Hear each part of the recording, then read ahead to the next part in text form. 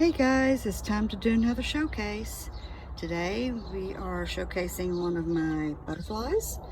I have previously done these colors on a butterfly, but this time I added glitter and I've brought it outside so that I could really show you how pretty that glitter is.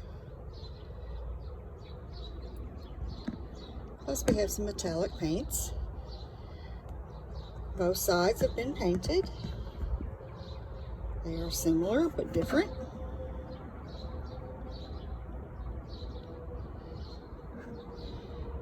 It has been sealed with numerous coats of a hard-bodied glossy clear coat. So if you got something on it, you could wipe it off and it would not harm the finish.